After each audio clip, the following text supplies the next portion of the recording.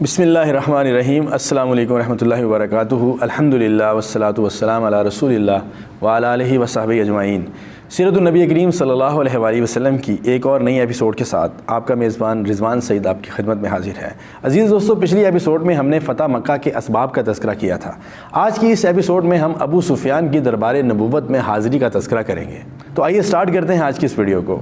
محترم و مکرم ناظرین، مر الظہران میں پڑاؤ ڈالنے کے بعد حضرت عباس رضی اللہ تعالیٰ عنہ رسول اللہ صلی اللہ علیہ وآلہ وسلم کے سفید خچر پر سوار ہو کر نکلے۔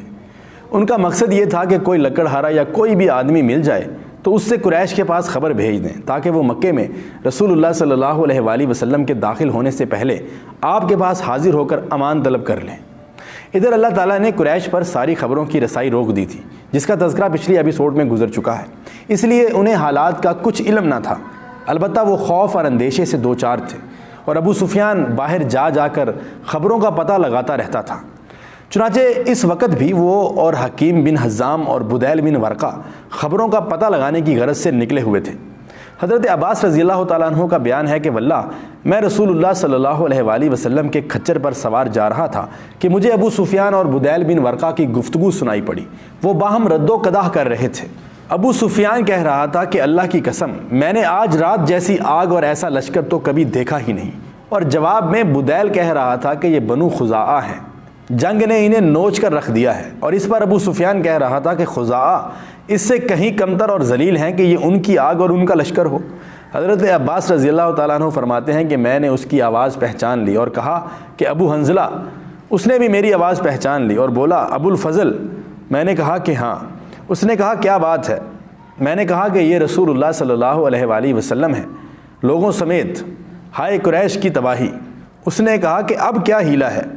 میرے ماں باپ تم پر قربان۔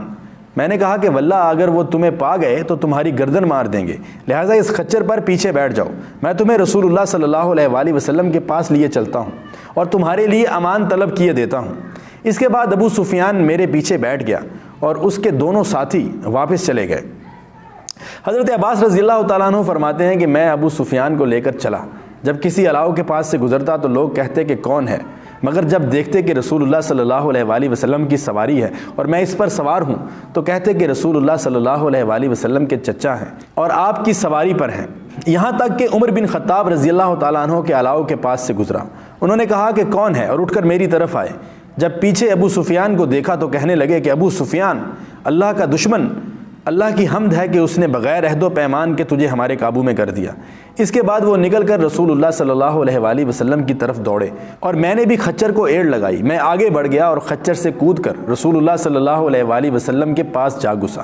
اتنے میں عمر بن خطاب رضی اللہ تعالیٰ عنہ بھی گھس آئے اور بولے کہ اے اللہ کے رسول، یہ ابو سفیان ہے، مجھے اجازت دیجیے میں اس کی گردن مار دوں۔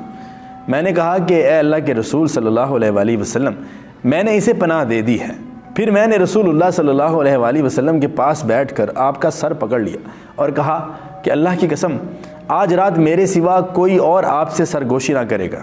جب ابو سفیان کے بارے میں عمر رضی اللہ تعالیٰ عنہ نے بار بار کہا تو میں نے کہا کہ عمر ٹھہر جاؤ، اللہ کی قسم اگر یہ بنی عدی بن کعب کا آدمی ہوتا تو تم ایسی بات نہ کہتے۔